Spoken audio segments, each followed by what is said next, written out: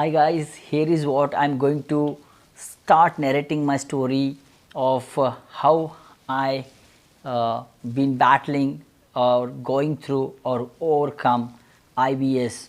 Yes, the disease which seems to be very normal, बहुत ही आम लगता है लोगों को, बट ये अपने आप में जानलेवा है। जी हाँ, जैसे कि डॉक्टर कहते हैं कि इट्स नॉट फेटल, ये अब जानलेवा नहीं है।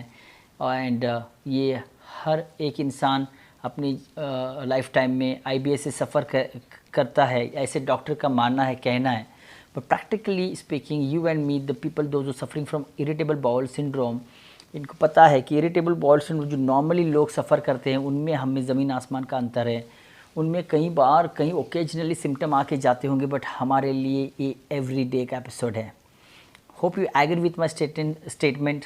सो इसी के साथ let us begin to experience how I felt and want to share to you that how exactly we all been getting hampered by this disease and how to tackle, how to battle and how to be there progressive to seek or to stay on the hope where we can overcome one day.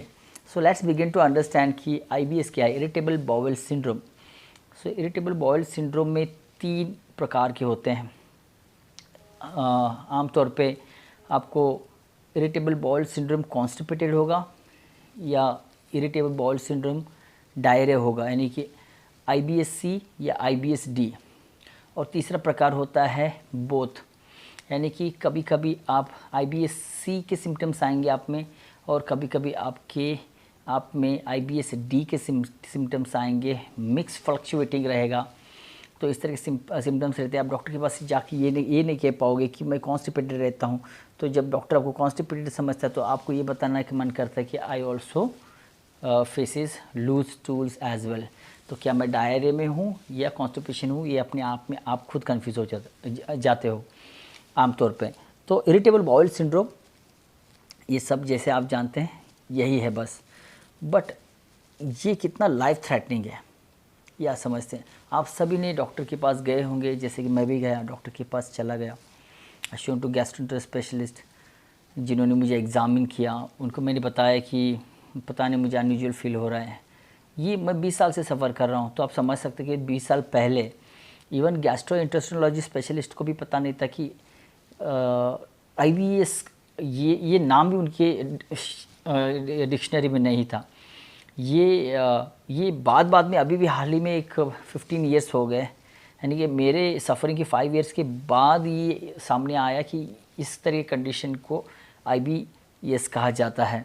Otherwise उनके हिसाब से उनकी किताब में इसका कोई पन्ना ही नहीं था जिसके चलते वो ये कह सके कि you fall into a suffering category. मुझे हमेशा यही कहा जाता था कि that you are just over thinking and nothing is happen to you. क्योंकि डॉक्टर क्या करते हैं, अगर आप जा रहे हो, आप सिम्टम बता रहे हो, सिम्टम क्या बताओगे, लिथार्जी फील कर रहे हो, टायर्ड फील कर रहे हो, आपको ये भी पता नहीं चलता ना कि see now I am sitting at 40 years, when I started suffering I was 20 years. तो मुझे पता ही नहीं था कि मैं कॉन्स्टिपेशन हो रहा है, मेरे पेट में कुछ दिक्कत हो रही है। बट आई यूज्ड टू सी कि मेरा पेट टाइट रह रहा है, तो मेरे पेट टाइट रह रहा है। I was not gassy but tight रह रहा है। So I been to doctor, क्योंकि उस टाइटनेस के चलते I was at the peak age, so I used to go to regular workouts, and I was a sportsman, born and brought up as a sportsman. I was a good runner, I was a good footballer, I've been a good cricketer, I've been very energetic throughout my journey. I was a pro performer, I was a champion. So एक champion को suddenly ऐसे दिक्कतें आते हैं कि उसका पेट bloat हो रहा है, एंड ही इज़ जो बंदा हाइपर एक्टिव है वो ही बंदा हाइपर लिथार्जिक फील कर रहा है, टायर्ड फील कर रहा है, आइसोलेटेड फील कर रहा है, डिप्रेस्ड फील कर रहा है। So I felt that I must go and seek doctor. But doctors कहने लगते हैं कि आपका स्टूल टेस्ट नॉर्मल है, यूरिन टेस्ट नॉर्मल आएगा। Then they also look forward, अगर आप ज़्यादा स्ट्रेस करोगे डॉक्टर को कि सर अगर मेरे सारे रिपोर्ट्स ठीक है तो फिर मैं ठीक क्यों नहीं फील कर रहा, देन दे विल कंडक्ट इधर एंडोस्कोपी, जो मुंह से कैमरा डालेंगे, या कोलोनोस्कोपी नीचे से डाल देंगे एनस से। सो ये दो पाथवे से वो इंटेस्टाइन का स्टेटस डिटरमाइन करने की कोशिश करते हैं वेदर उस इंटेस्टाइन में कहीं कोई अल्सर्स तो नहीं है, कोई कैंसरस ट्यूमर्स तो नहीं है, इंटेस्टाइन सड़ तो नहीं गया। तो ये वो डिटरमाइन करने की कोशिश करते हैं। एंड मेजॉरिटी ऑफ सिचुएशन में 80 to 90% केसेस नॉर्मल आते हैं। इरिटेबल बाउल सिंड्रोम में ऐसे कोई लाइफ थ्रेटनिंग एविडेंसेस एग्जामिनेशन में डिटरमाइन नहीं होता है, जिसके चलते डॉक्टर बहुत ही कॉन्फिडेंट हो जाते हैं ये कहने के लिए कि आपको तो ऐसे कोई वरी करने वाली बात नहीं है and you can go and live your day to day life normally. But यहाँ पर सब्जेक्ट को ये वरी है कि मैं जब ठीक हूँ तो फिर ठीक क्यों नहीं हूँ, जबकि मैं ये तो एक बार मरनी अच्छी बात है, तो एवरी डे मर रहे हैं हम। और डॉक्टर कह रहे हैं कि इट इज़ ऑल नॉर्मल। अगर आप ज़्यादा स्ट्रेस करोगे डॉक्टर को तो डॉक्टर ये कह देंगे that it is in your brain, it is in your mind, that you are over thinking. And ये आप बंद करें, you over think a lot, ये आप बंद करें। डॉक्टर्स ये भी कहते हैं कि आप क्या खा रहे हो, कितना खा रहे हो, आपके लूज टूल्स है या नहीं, आपके हार्ड टूल्स है या है क्या, ये सब सोचना आप बंद कर दो। ये आप ज़्यादा सोच के आपको ये सिम्टम्स आ रहे हैं, है ना, इसे क्या कहते हैं कि मैनिफेस्ट कर रहे हो, इस तरीके का एक आप पर ही ब्लेम डाल देते, जो सुनकर अक्सर पेशेंट्स नाराज़ हो जाते हैं, क्योंकि हम सब जानते हैं कि हमने ये कभी ठान नहीं लिया कि हम अननेसेसरली ओवर थिंकिंग करें और अपने आप को हर्ट करें। ये बात आप समझ जाओ कि हम में से कोई भी ओवर थिंकिंग नहीं कर रहा है।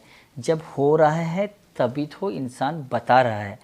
तो मैं तो यही कहता डॉक्टर को, सर अगर मैं आपको ना बताऊं और मैं चुपचाप सह लूँ, ये तो मैं कर लूँगा, हर इंसान करना चाहता है, बट आप ही डॉक्टर्स ये कह जाएंगे कि आप एजुकेटेड होने के चलते अर्ली डिटर्मिनेशन क्यों नहीं किया, आप आकर डॉक्टर्स को क्यों नहीं कंसल्ट किया, being educated how you can be so ignorant.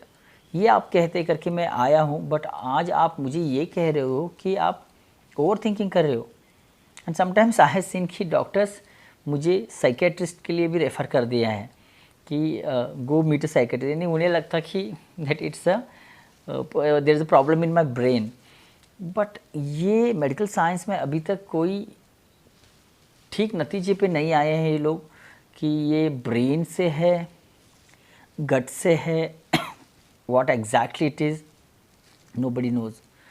So this is it कि इस एपिसोड में हम बस इतना ही डिस्कस कर रहे हैं कि ये मेरा जर्नी इस तरह से रहा, और अब मैं आगे के जो एपिसोड्स रहेंगे उसमें हम और डिस्कस करेंगे कि एग्जैक्टली मैं एवरीडे कैसे फील करता, कैसे महसूस करता, क्या कुछ मेरे डाइट मॉडिफिकेशंस रहे, उसके क्या नतीजे रहे, मैं मेडिकल ट्रीटमेंट के मेरे लाइन क्या क्या हुए, इसमें इंग्लिश हो, आयुर्वेदा हो, होम्योपैथी हो, इसमें मुझे कितना सक्सेस मिला या नहीं मिला, जो कुछ भी सीक्रेट्स है, जो कुछ भी प्रोग्रेस है, फेल्यूर्स है, इन सब के बारे में मैं डिस्कस करने वाला हूँ मेरे अपकमिंग एपिसोड्स में। सो बी इन टच, और आप सबको बहुत कुछ ऐसे इन्फॉर्मेशन सुनने मिलेगा जो कि आपके लाइफस्टाइल से बहुत ही सिमिलैरिटी मैच करेगा, क्योंकि हम इरिटेबल बाउल सिंड्रोम के जो क्या कहते हैं मुसाफिर हैं, हम सब एक साथ हैं और एक साथ ही इसको जीते हैं, और हम सब इससे बहुत ही वाकिफ़ हैं। डॉक्टर्स और majority of this world people doesn't know exactly how the IBS people exactly feel, and वो बस अपनी राय, अपनी ओपिनियन देते हैं। हमारी एक्चुअल फैमिली अगर हम देखा जाए तो हम आप ही हैं, हमारे फैमिलीज़, हमारे फ्रेंड्स भी नहीं समझ पाते हैं, इवन हमारे सिबलिंग्स भी नहीं समझ पाते हैं। ये सिर्फ IBS पेशेंट और IBS सफ़रर्स एक दूसरे का इमोशंस एंड सॉरो समझ सकते हैं।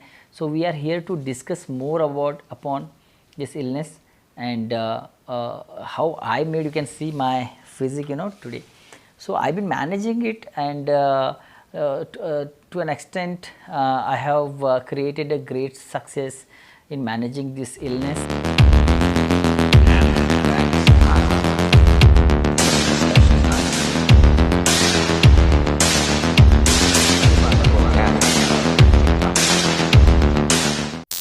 है।